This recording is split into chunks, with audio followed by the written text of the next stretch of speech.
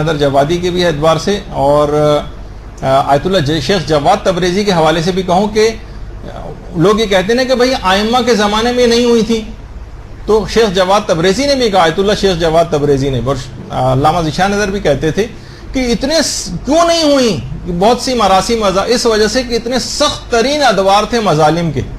اتنے سخت ترین ادوار تھے کہ اس کے اندر ممکن نہیں تھا کہ لوگ اس انداز سے عزاداری کر سکیں۔ اگر یہ چیزیں نہ ہوتی ہیں، مظالم نہ ہوتے، تو شاید عزاداری اتنی شدت کے ساتھ، جو کہ بہت سی ایسی رسومات بھی ہوتی ہیں جو آج کل رائج نہیں اور آپ کے سامنے آ جاتی، وہ صرف اس وجہ سے ان کے اس زمانے میں سامنے نہیں آ سکی۔ تو یہ صرف وہ چیزیں کہ جو شریعت سے متصادم ہوں، وہ رسمیں کہ جو حرام ہوں، جن کے متعلق علماء اور مراجع نے اپنے فتاوے کے اندر اظہار کیا ہوا، ان کو چھوڑ کر جو مباح اور جائز رسمیں ہیں، وہ انشاءاللہ اس کو میں اپنے مقام پر، جب وہ فقہ عزاداری کے موضوع پر اگر کوئی کلاس ہوئی تو اس کے اندر جو ہے وہ بیان کی جائے گی۔ تو اس کے اندر جتنے بھی آماری آتی ہیں، تابوت آتے ہیں، علام و تعزیہ آتے ہیں، لوگ عام بہت سے آج کل نوجوان بھی یہ ہو گیا کہ وہ ان کا احترام نہیں کر رہے ہیں۔ دیکھیے تمام چیزیں اپنے نسبت کی وجہ سے احترام ان کا ہوتا ہے۔ آپ دیکھتی ہیں کہ عید مبارک کے جو نوٹ ہوتے ہیں، تو عید پہ بچے، ان پہ قائد اعظم کی تصویر بھی بنی ہوتی ہے، 100 کا نوٹ کا عدد بھی لکھا ہوتا ہے، بالکل اس جیسے ہوتے ہیں، لیکن وہ بازار میں کیوں نہیں چلتا؟ کیونکہ حکومت کے ساتھ اس کی نسبت نہیں ہوتی۔ حکومت اگر اسی نوٹ کو اپنی نسبت دے دے، اب وہی جس پہ قائد اعظم کی تصویر اور اسی پر 100 کا نوٹ لکھا ہو، وہ بازار میں چلنے لگتا ہے، اور اپنا اعتبار اگر اٹھا لے تو وہی چیز کاغذ کا ٹکڑا بن جاتی ہے۔ مثلا کتنے US ڈالر جو ہیں کچھ سنوں کے ایسے ہیں کہ جو کہ حکومت امریکہ جو ہے اس کو نہیں مانتی، تو وہ سن کا اگر خاص ڈالر آپ مارکیٹ میں لے کے جائیں گے تو اس کو ایکسیپٹ نہیں کیا جاتا۔ اس نے حکومت نے اعتبار اٹھا لیا، نسبتوں سے چیزیں چلتی ہیں۔ بہت سے لوگ کہتے ہیں جناب یہ تابوت، عماری اور یہ سب کچھ یہ مجسمے میں آتا ہے اور مجسمے کو اسلام نے حرام قرار دیا۔ تو دیکھیے مجسمہ غیر جو زیرو ہیں ان کا مجسمہ بنانا جائز، لیکن جو کہ زیرو ہوتا ہے اس کا بنانا حرام ہوتا ہے۔ حتیٰ کہ جو روزوں کی شبیہ بن رہی ان پہ بھی اعتراض نہ کریں، مباح چیزیں جو روزوں کی شبیہ، باقاعدہ آیت اللہ شیخ جواد تبریزی سے پوچھا گیا کہ جو ائمہ کے روزوں کی شبیہ مختلف ملکوں کے اندر بنائی جانے لگی، ان کے احترام کا کیا مسئلہ ہے؟ انہوں نے کہا وہی احترام ہے کہ اصل میں ذریع امام کا جو اپنی اصل جو جگہ پہ جو ذریع قائم اس کا جو احترام ہے وہی ان کا احترام، یعنی ان کی بھی آپ توہین نہیں کر سکتے، ان کا مذاق نہیں اڑا سکتے کہ آج کل یہ اس طرح سے ہونے لگا۔ تو بلکہ آیت اللہ برجردی فرماتے تھے کہ امام حسین سے منسوب ہر وہ چیز جو امام سے منسوب ہے اس کا احترام بالکل ویسی ہے جیسے امام حسین کا احترام، کوئی فرق نہیں، یعنی آپ اس کی توہین نہیں کر سکتے کوئی امام سے اس کی نسبت آ گئی۔ اور یہ جو شبیہ بنائی جاتی ہیں اس کا بھی ایک باقاعدہ ایک جواز ہے جو آپ لوگوں کو بتا بھی سکتی ہیں کہ ایک آدمی پیغمبر اسلام کے پاس آتا ہے اور کہتا ہے یا رسول اللہ میں نے قسم کھائی ہے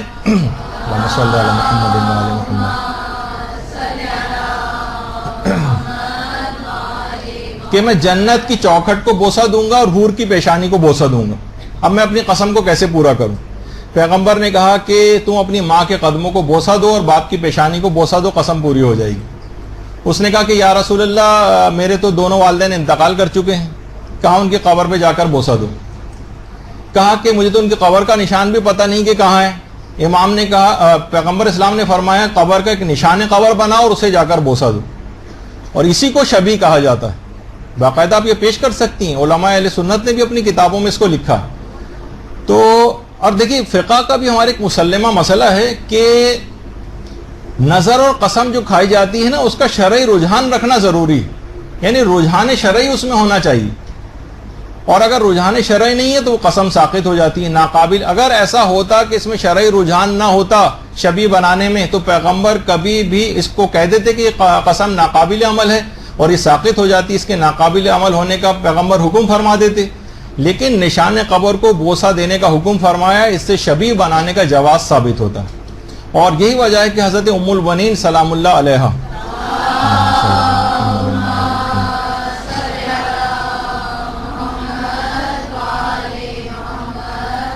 جو انتظار کرتی رہتی تھی کب، کیونکہ ام البنین واقع کربلا میں موجود نہیں تھی، وہ مدینہ ہی میں تھی، اور جس وقت اطلاع آئی تھی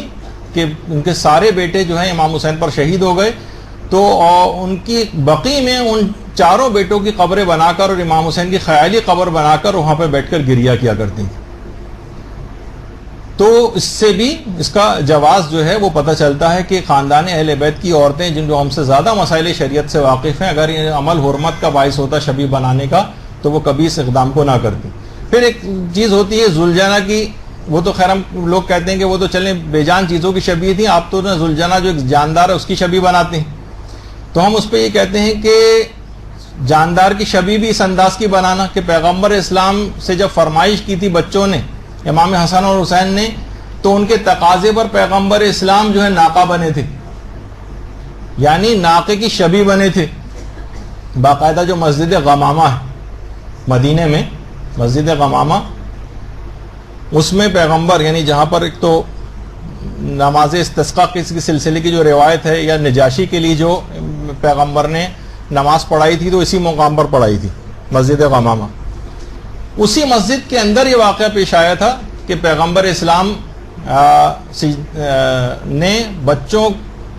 کو ناقہ بن کے اس کی شبیہ بنے تھے اور ہاتھ پاؤں سے چل کے بھی دکھایا تھا۔ تو جب اصحاب پیغمبر نے کہ بچوں کو کہا کہ کتنی بہترین سواری ہے بچوں تمہاری، مبارک ہو تمہیں، تو پیغمبر نے فرمایا تھا کہ سواری کو نہ دیکھو بلکہ دیکھو کہ سوار کس قدر باعظمت ہے۔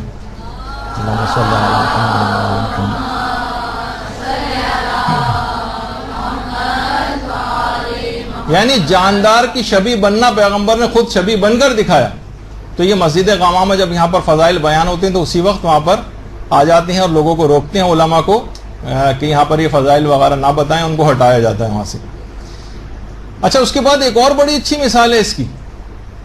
جبریل جو تھے وہ داہیہ کلبی کی شکل میں پیغمبر، اس کی شبیہ بن کر پیغمبر کی خدمت میں آتے تھے۔ جاندار کی شبیہ بننے کی بڑی اچھی مثال ہے۔ دیکھیے داہیہ کلبی، اچھا ایک بات اور بتا دیجئے، ایک ہیں وہاب کلبی جو جن کا واقعہ کربلا میں ذکر ہے، جو عیسائی تھے اور ان کی بیوی، اور وہ عیسائی سے مسلمان ہوئے تھے، اس کے بعد واقعہ کربلا میں وہاب کلبی لڑکے شہید ہوئے، وہ وہاب کلبی۔ پیغمبر کی خدمت میں جبریل کو جب آنا ہوتا تھا تو جس انسان کی شکل میں وہ آتے تھے وہ داہیہ کلبی ہیں، جس کو لوگ واہیہ کلبی کہتے ہیں۔ وہ واہیہ نہیں ہے، وہ داہیہ ہے، وہ شاید لکھنے میں ایسا لگتا ہے تو وہ واہیہ کلبی کے نام سے مشہور ہوگا، ورنہ داہیہ کلبی۔ داہیہ کلبی پیغمبر اسلام کے بعض روایتوں کے مطابق دودھ شریک بھائی بھی تھے اور بے انتہا خوبصورت تھے۔ تو جبریل ان کی شکل میں آتے تھے۔ داہیہ کلبی کے متعلق ایران کے اندر کہا جاتا ہے کہ ان کی قبر مبارک وہاں پر ہے، اور کچھ لوگ دمشق میں بھی کہتے ہیں کہ ان کی قبر مبارک وہاں پہ، لیکن ایران میں باقاعدہ ان کی قبر پر ایک ذریعہ وغیرہ بھی قائم ہے۔ تو علماء نے کہا کہ معصوم، دیکھیے خواہ نبی مرسل ہو یا امام ہو یا کوئی معصوم فرشتہ ہو، کبھی غیر شرعی کام نہیں کر سکتا۔ اگر شبیہ بننا یا شبیہ اس انداز کی بنانا یہ اگر ناجائز کام ہوتا تو کبھی بھی فرشتہ جو ہے جبرائیل وہ داہیہ کلبی کی شبیہ بن کے نہ آتا۔